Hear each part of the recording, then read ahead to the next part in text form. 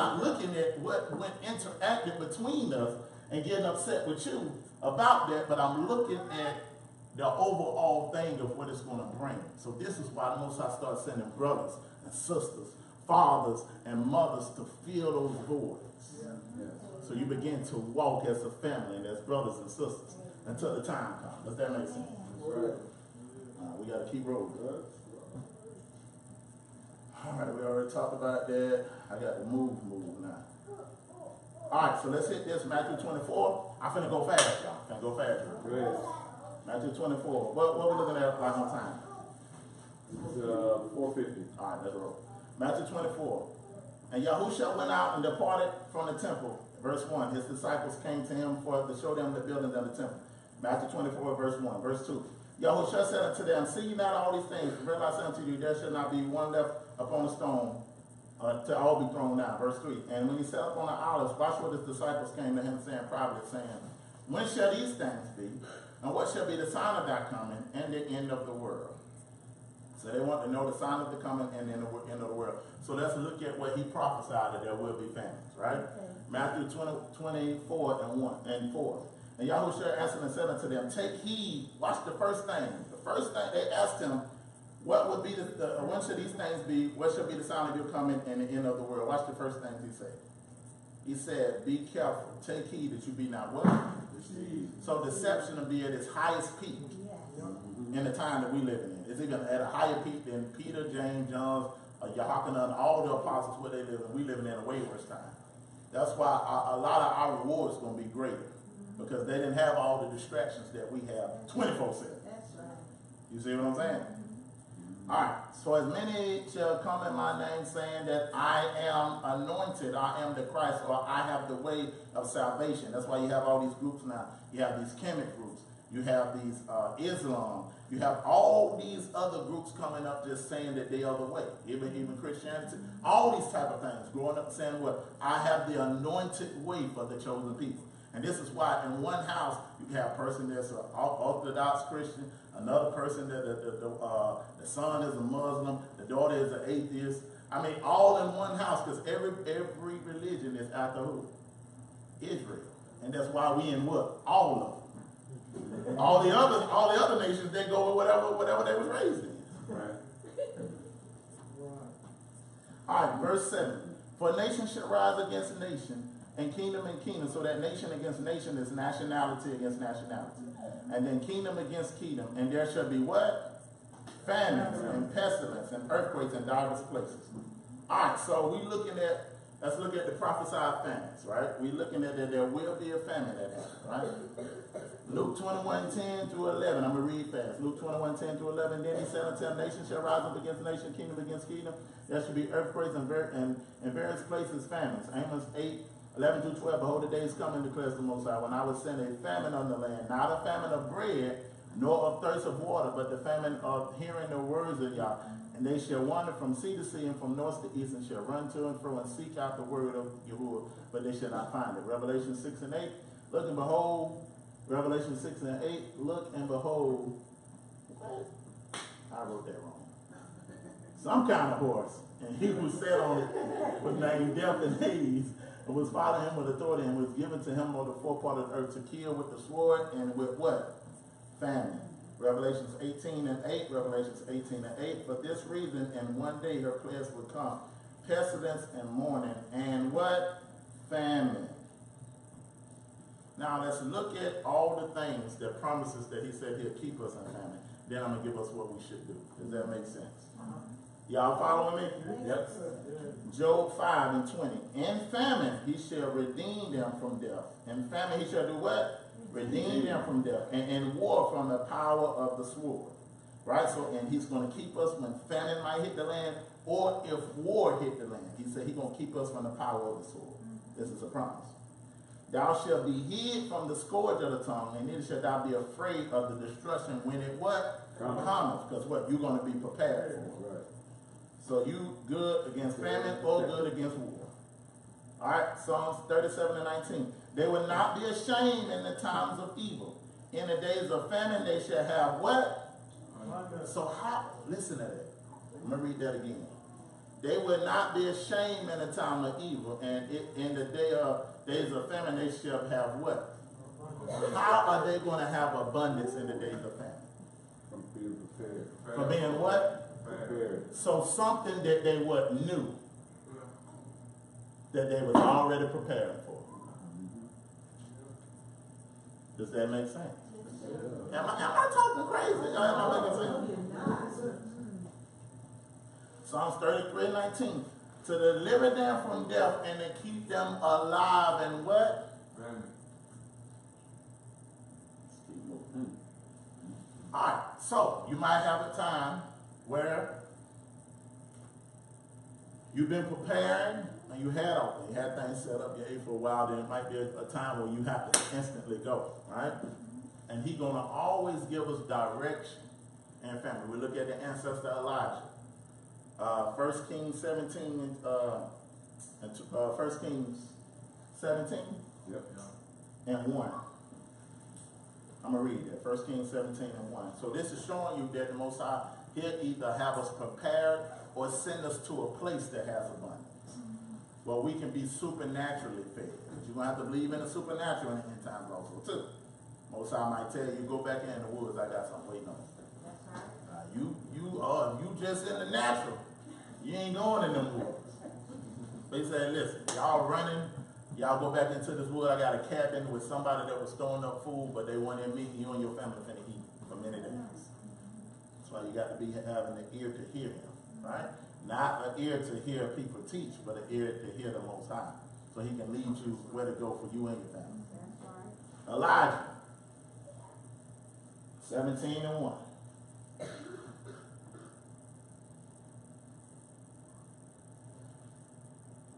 Oh, not Elijah. 1 Kings 17. Now Elijah the Tishbite from Gilead seller said unto Ahab, as the Most High God of Israel lives, I'll stand before him, and there will be no dew or rain during these years except by my command. So he was able to command the heaven. That's coming back. Yeah, do we believe the stuff in this book, man? He was able to command. He said, not until the Most High say, he said, to my word. And the Most High honored it. Y'all think that's just talk. Then a revelation from the Most High came to him. Or what came to him? Revelation. A revelation. So something began to be revealed to him on what to do in famine. A revelation came to him saying, leave here, turn eastward, and hide yourself in Wadi Sharah, where it enters into Jordan. And you are to drink from the Wadi, and I have commanded a raven to provide for you there. Oh, wait a minute. Now. Elijah, you done lost your mind, bro. A raven gonna feed her? Who gonna get a raven the food? You know, black folk, we all over here. But you supposed to cook the raven. You got the wrong interpretation. Was I gonna send the bird, and you supposed to cook him? Y'all know how black folk do. Oh, he ain't the Most High. He done lost his mind. But he sent them to a place where the raven was going to take care of, right? So he did what the Most High commanded. Elijah left, and he did what? He left. So if you so caught up, now, it's all right to build businesses, because we don't know exactly when the Most High going to do everything. So just rock and do your stuff, but don't get caught up when it's time to go. He tell you, I need you to go into Alabama, that's where you're going to be here for a minute. And you be like, well, I got my business and everything set up. Okay. Now that with that business. And get that destruction. Because in the end times, there's going to be specific places that he sends us until he calls us out of here. We might not everything might happen at the same time where everybody just go. He might tell you go to another landmass. Tell you go somewhere in South America. Might tell you go somewhere in West Africa. That's why we're building connections over there now. Because I want, just in case, I don't know how this thing going to happen. So if I have to live like a nomad, and we're going to get on that in a minute. Because our ancestors did that. Alright, it said, when entered the Jordan, the raven still kept to bring him bread and meat in the morning, and in the evening he drunk. Elijah and the widow. Then the word of Yah came unto him, said, get up and go to Zarephath, that belongs to Zidon, and stay there. Look, I have commanded a what? A woman who is a widow to provide for you there. Look at how he's taking him different places when he's bringing judgment. So what him or the lady that he's going to would be able to be fed. In our mind, we don't know how this thing gonna play out. So we can't get so caught up in, I'm staying in Augusta till the Most High come. I ain't going nowhere. Augusta my home. That's why you don't know. This is why we have different rebirths in different areas, different other brothers and sisters we're affiliated with. Like, listen, bro, I got to come up there and stay. Me and my family got to come stay with you for a while. And they already been stocking up for when stuff happening so they can just come. We need to all be set up where we can take in a family during times of destruction and be able to take care of their family and our family. This go beyond fussing about who we are. I'm going to say this. All the leaders in Rebirth, we ain't doing no debates with nobody about who we are. That's done. If you're doing a debate, take the Rebirth name out and you can represent yourself. But we ain't doing no debate because we ain't got time to be debating. We got to get ready for what's coming. Yeah. You don't believe who I am, fuck you. You got to believe it. What I look like explaining to a Gentile who I am and I'm trying to explain to him. When our ancestors did that. I don't care about you, don't think that. I don't care if an Israelite. That's an ethnicity Israelite don't care. Y'all bless you. After I engage now with Israelite, I'm going to give you an opportunity. I'm going to try to break it down. If I see you will not to learn it, I'm moving. That's right. See what I'm saying? And now, this is what I'm saying. I'm saying this now. It is going to be a time where we can't just detach completely from everybody. Now, we can detach because of our faith. But this is what I'm saying.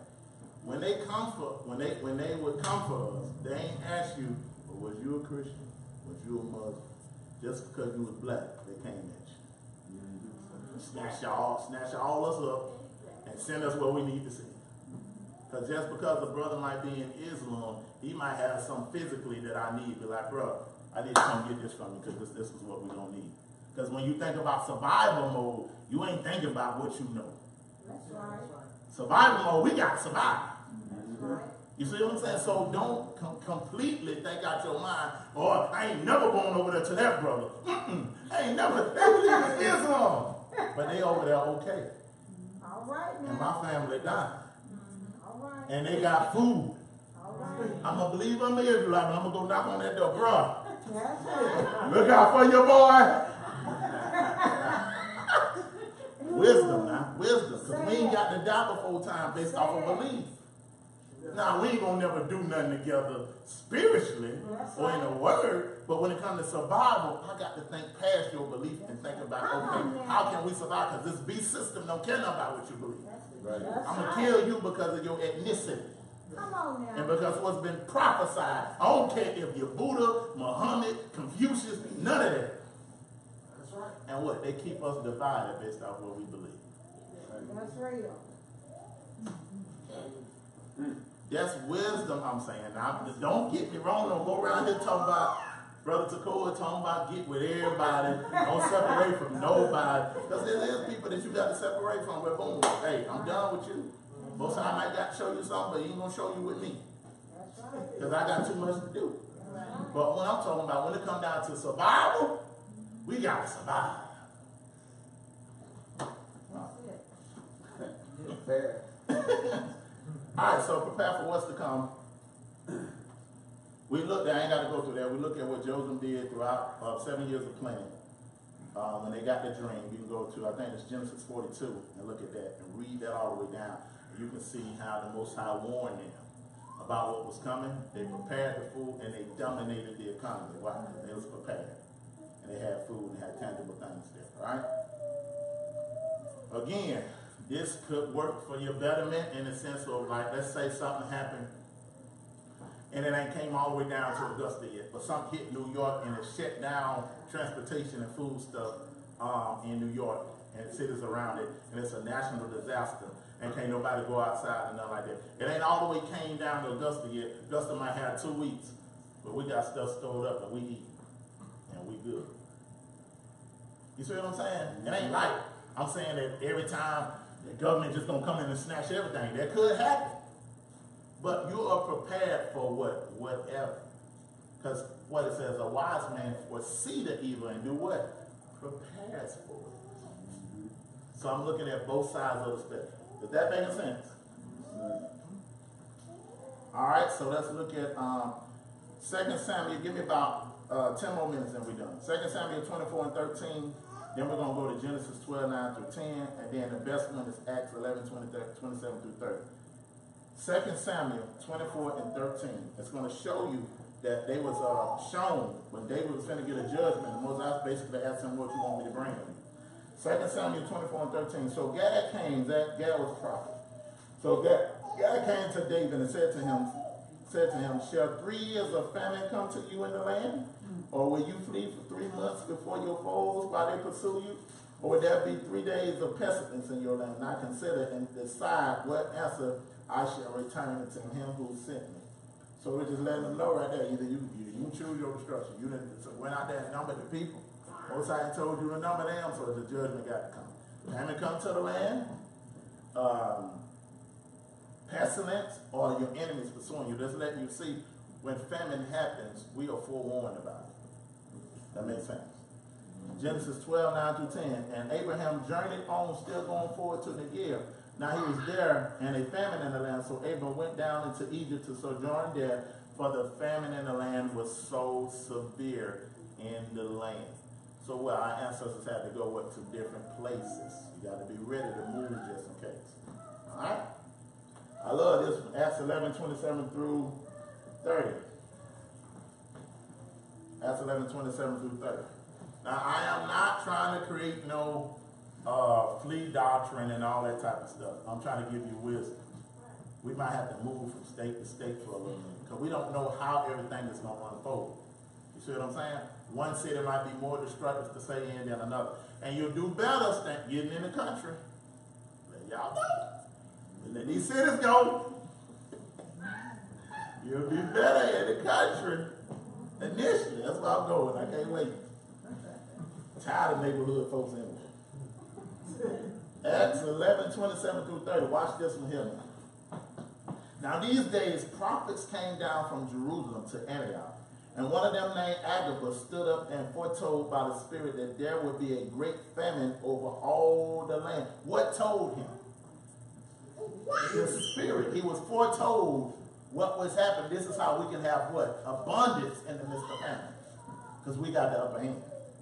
Unless we broke the covenant and it's coming against us. Agabus stood up, foretold by the Spirit that there would be a great famine all over the world. This took place in the days of Claudius. So the disciples, watch what they had set up. The disciples determined that everyone, according to his ability, should send relief to the brothers living in Judea, and they did so, sending it to the elders by the hand of Barnabas and Saul. So they had such a system set up that and had such an abundance set up that their brothers ain't have to starve in famine. They was able to send food down to there, send tangible things down to there, so what they can do what? Survive. But we want to break away from somebody off something stupid. But we're going to need each other for survival. Get away from your personal biases. Now, they coming wrong with this scripture. Yeah, it's going Most High going to be doing some separating. It's already happened. He's separating people now. Yeah, I mean, you just might as well get ready. Don't hold nobody close. Don't wear nobody like that. Worry about it like my pop told me. Worry about it like loose garments. If they got to go, they got to go. I'm not finna fall out because you lived my life. But have a system of believers where we have such a system set up that, you know what? If I got to go there, I know we good. If I got to go here, that's why it's important to come to feast days. It's important to come to feast events. It's important to come to these things so you can get to know people in different cities. Because you don't never know where we might got to go. All right? Almost done. This is the part I want to get to. So, we know famine, we know all these things, perplexities, all these things that we have been talking about is coming, right? This is something that I think we should do. Build this first in your home, and then we're going to build in the assembly. All right, watch this. Everybody, it's all over with Rebirth, write this down. Food stock. I don't know why my voice did that. Food stock. Ain't got none of that in me. Food stock. Watch this. Stock your house first, then to assembly. So this is what we want to do. Non-perishable foods, right? And water. Because you never know. Just like when we have power outages, you already have some water set up. You want water for your drinking water and water set up if you have to wash. Because when we had the power outage, we had to put water, clog up the sink, put water in the sink and take wash offs and stuff that way, right? Or the water might get defiled where you can't put that water on your body and you already got clean water set up in your house. So you want to at least try to set up where you have 7 days of non-perishable foods and water stacked up in your house. That can last you 7 days. At least that's your landing spot. And once you get that, then we can thinking about what we was talking about before, because we got a family forum that Elder and his wife has said we're gonna start stacking that mud food there. That if something happened to one of our houses, we can go to the forum and be able to get something. You see what I'm saying? Or if something happened to somebody else's house, 7 days is just a starting point, right? We still want to keep stacking. If you have to get you like a little shed or whatever you need to get some non-perishable foods and stack up, because we don't know what's coming, but we know something coming. 7 days of non-perishable food and water. Canned foods, beans, rice, different things like that. Even canned meats like tuna. I'm just giving you an example. Tuna, beef jerky, sardines, just stuff like that can stay in a can and be stored up, where you and your children can eat. If you get cereals or different things like that. Prepare for a power outage where you haven't, got candles, you got everything that you need.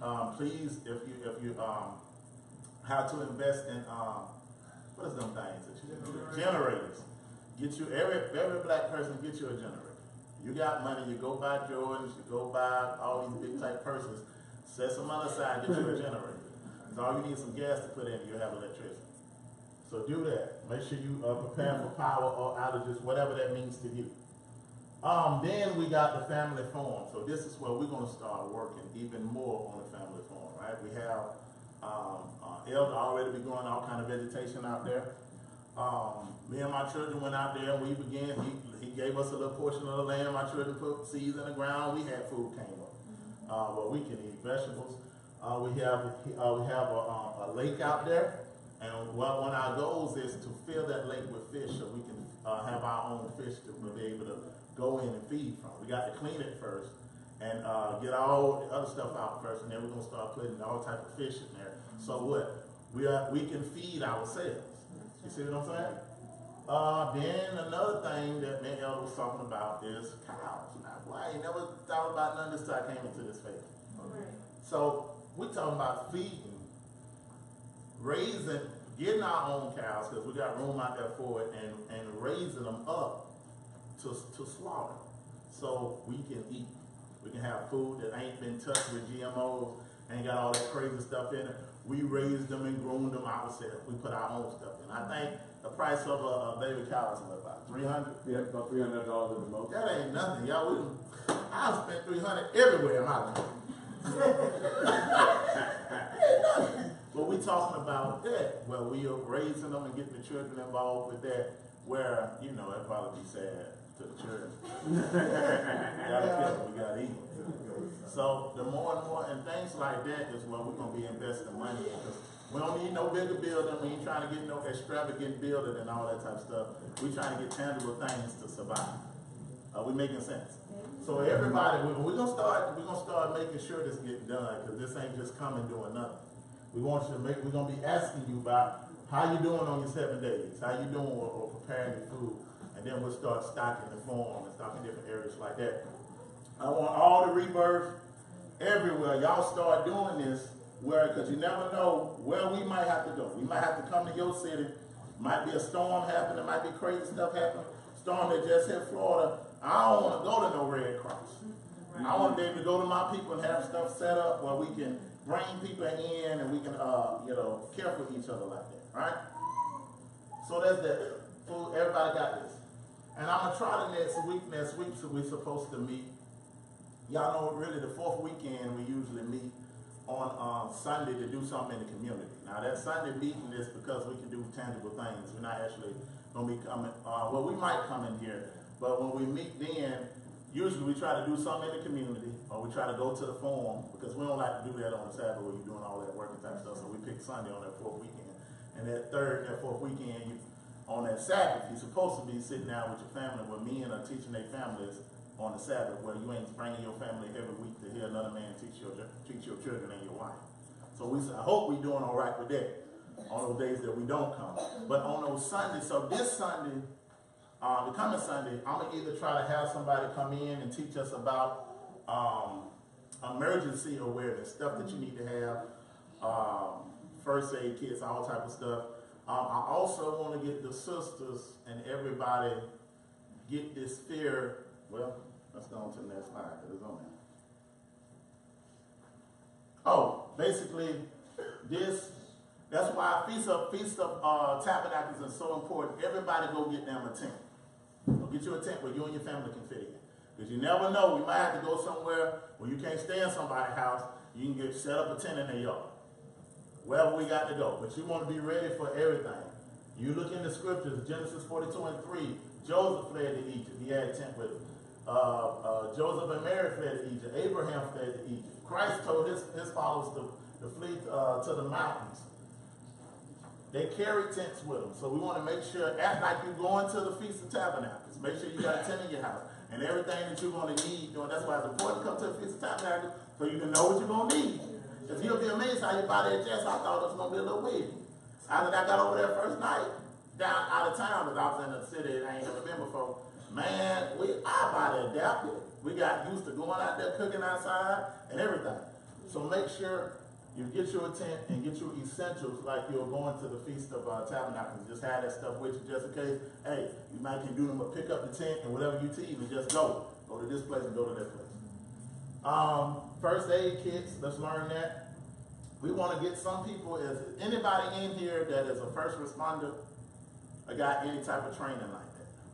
All right, Mother, you're going to have to start teaching us. Y'all going to have to teach us something. Some of these fourth Sundays, we're going to turn it over to y'all because that's certain stuff that we need to know.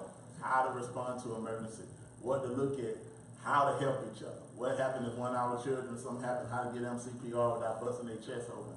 You know, what's the right way and all this type of stuff. So you want to do that. Learning how to read a compass, how to start fires without a match. And let's all be prepared to be able to take, you want to prepare your place to be able to take a brother or family in. Have you enough food and different things like that, because you never know when this might happen. This making sense? This right here is what I want, because we don't like to defend ourselves. Guns! Let's not be scared. I know the Most High, them angels gonna protect you. I know it. I know it. But let's see what Mashiach said. Let's see what Mashiach said now. Y'all been listening to stuff to keep you. Let's just see what Mashiach said. Luke 22:35, because we're gonna follow the Mashiach, right? Or the Messiah, right? Yahushua, so I'm calling you Yahushua. Luke 22:35, and he said unto them, when I sent you without person, scrip, and shoes, did you lack anything? And they said, we ain't lack nothing. Then said he unto them, but now, but what? But what? But what? But now, he that have a purse, let him take it. And likewise the scrip, take that with you. And he that have no what? Let him do what? And buy one. So he telling his disciples, hey, I sent you out before with nothing. But now, I'm sending you out again. You have your purse with you, you have a scrip with you, and have your sword with you. If you ain't got a sword, go sell your garment and get one. For your what? Protection. Our people ain't never been without protection.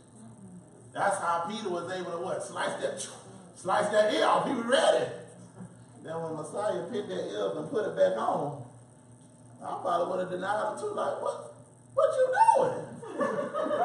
I'm trying to say, you put the ear back on. He like, know what to do with that. But he had what? He had a sword with him. All our ancestors always had what? Swords with them. So we want to be able to, if If you scared of a gun, all it is the reason that we're scared because we don't understand it.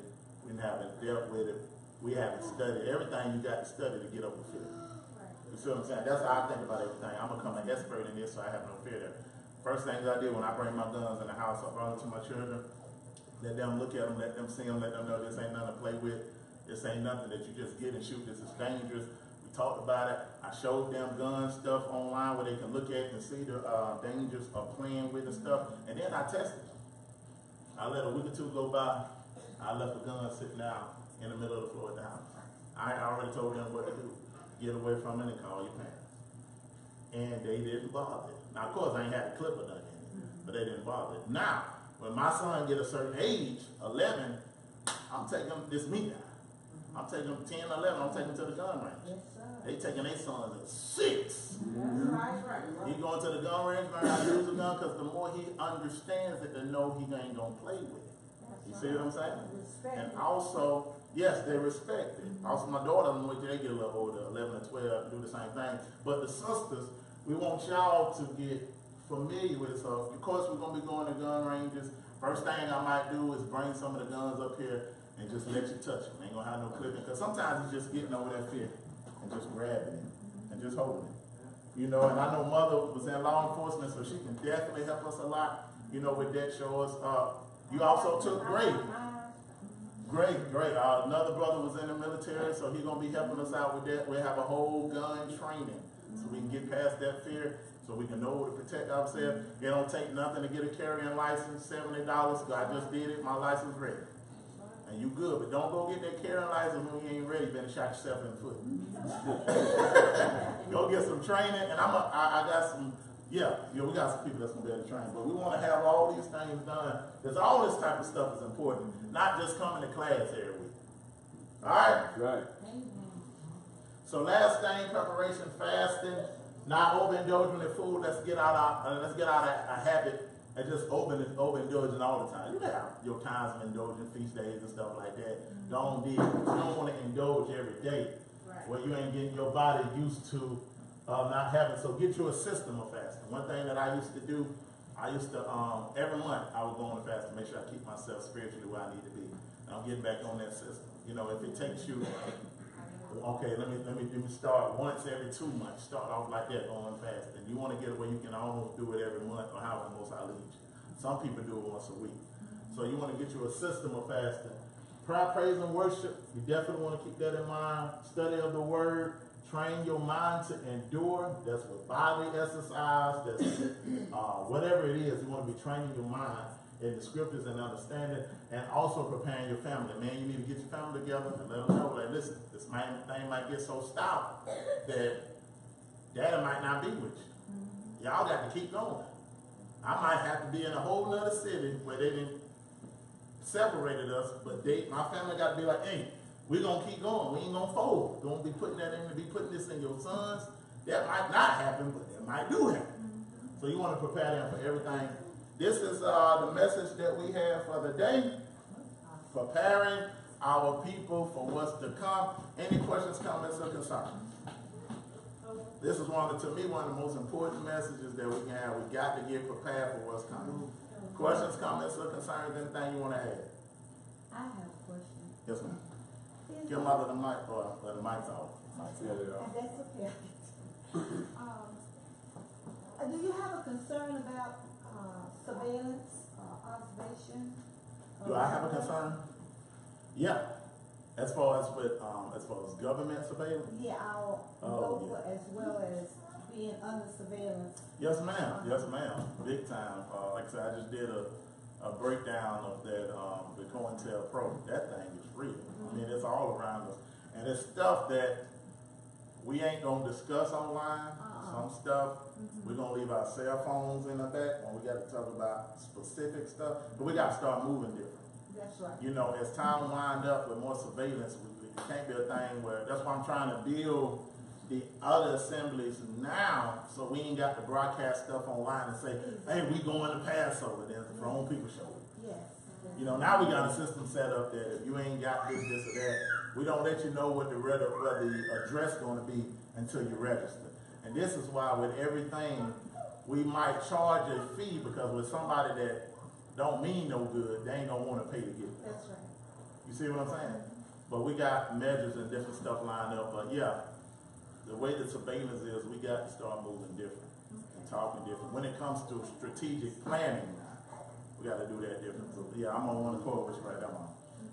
And any ideas that you have, any others have, or better ways that we can move, we're gonna do that. Okay, okay. I do wanna say that, even we coming and going, it would be a great idea if we periodically